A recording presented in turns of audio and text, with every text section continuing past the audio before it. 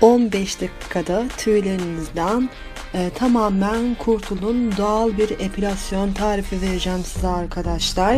Düzenli kuaför randevuları kadınların hayatının vazgeçilmezlerindendir. Yüzde, kollarda, bacaklarda ve diğer birçok bölgede çıkan istenmeyen tüyler kadınların korkulu kabuslarından biridir. Peki ya sadece 15 dakikada bütün istenmeyen tüylerden kurtulabileceğinizi söylersem ne dersiniz? Lazer epilasyon ve düzenli ağda sorunu biraz da hafifletse de kesin çürüm üretmiyor ve bütçenizin büyük bir kısmını buraya ayırmanıza ve diğer yandan da kızarıklık ve cilt hassasiyetlerine sebep oluyor.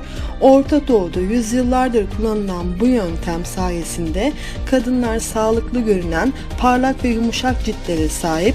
Bu tarifte cildinize yeni vitaminler, mineraller ve antioksidanlar kazandıracak ve diğer yandan da kozmetik firmaları oldukça mutsuz edecek.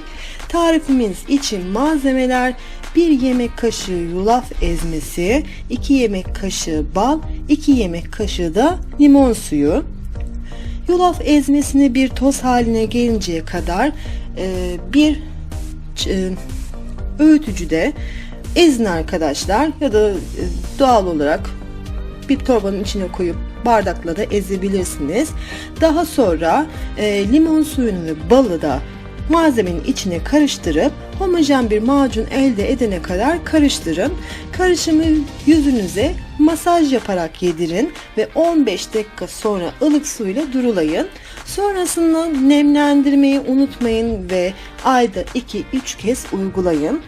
Zamanla tüylerinizin kaybolduğunu göreceksiniz.